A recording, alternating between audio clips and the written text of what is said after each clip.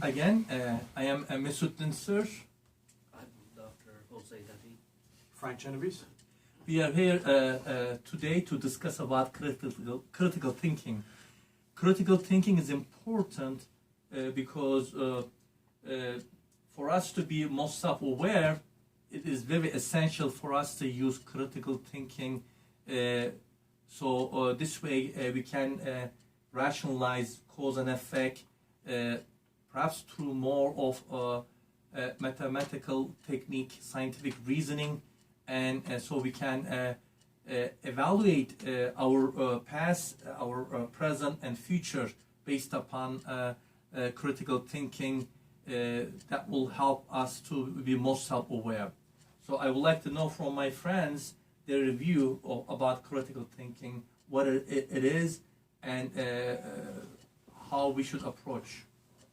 I think we need science and evidence as a basis for our behavior that we will be following. That will be helpful for our daily lives. I mean, through critical thinking, we will dissect and understand which works, which doesn't work, and hopefully will help our fellow mankind.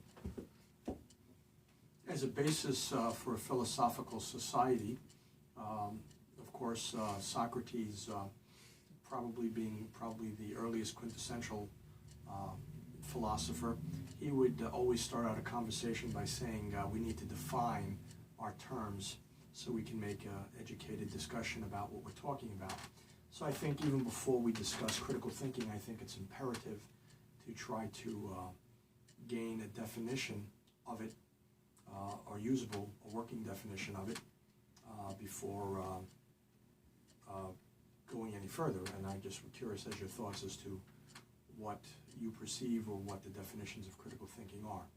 As Dr. David had mentioned, and Dr. Dinser, the use of science, mathematics, analytical thinking, I think is important in critical decision making. I personally believe that critical thinking is more than just the analytical effects that we use or techniques that we use. So I was just curious as to our panel as to what their personal definitions of critical thinking are. Yeah. Well, in a simple, basic format, talking about cause and effect, if you have two events happening at the same time, most of us would want to think that there is a relation between them. But they may be, but they may not be. Obviously, if the same two events happening repeatedly, one after another, then you tend to believe that there is some relation between the two events. But being a person who responds right away to two events happening at the same time, you can go into pitfall thinking there's a relation. Then again, if you are more critically thinking, you probably would want to see more evidence, repetition of the same events, and then you will incline to think that perhaps there is a relation between the two events. As a matter of fact, this is how scientific experimentation, scientific reasoning had developed. But I guess to able to come to the point that doing critical thinking requires perhaps much more than that, because you have to be objective about everything that you're talking. You have to be objective about all the reasoning that you're trying to discuss. And once you are at a point where you are more aware about your reasoning, and then you can make an analysis that will be acceptable as critical thinking. It requires not just doing one experiment, not just believing science. It requires there is a practical or more of experimentation of it that you require. There's an experience. You would need an experience to able to the think, the critical think. I would say. I would say that when you start to think of an issue or a topic or an idea, one would probably have a hypothesis exactly what they want to prove, and you work on that, and you try to prove it, to disprove it, and it can be repeated, and then there's when you start having critical thinking, so that it can be repeated, and that's good evidence that will be effective in whatever behavior or whatever project you're going to be doing. I would say, though, that in terms of mathematics and analysis, there's always this issue, but 1 plus 1 is not exactly equals 2. So there goes the analysis. It's beyond, that's what Frank Genevieve says, something just beyond critical thinking, and analysis much more than that.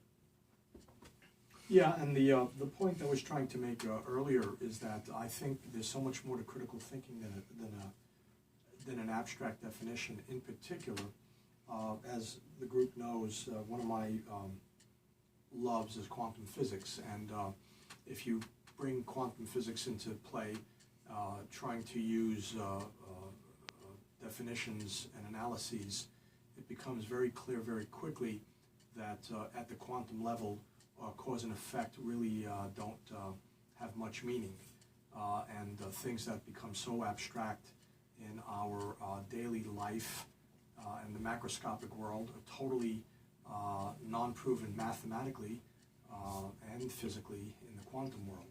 So that just gets to the heart of part of the philosophical discussions of what we're talking about. What is reality? What is real? What is critical thinking? How much subjectivity, objectivity is involved? And I think this is an attempt to try to harness the definitions that become workable and usable that we can use forward in the future to for the benefit of society and in particular humankind. Yeah, I feel critical thinking is important for us to analyze our past, present, as well as the future. And if we don't have any critical thinking approach to try to analyze about our past, most of the and not go by all the scientific evidence that we have, reasoning we have, probably we can have a very different conclusion about our the past, where we came from, and we need to have a cause and effect analysis. We need to have a logical reasoning, critical thinking to able to analyze where we came from, about the universe, about the solar system, planet Earth, about life in general, about existence of the humankind, how long. And it's surprising that although we can trace back existence of the universe 13.4 billion years, the existence of Homo sapiens is only a small fraction, about 200,000 years. We're talking about 5,000 generations. So it's important for us to think scientifically and try to become master at critical thinking, so we could understand better where we came from, where we are, and where we're heading for. Thank you.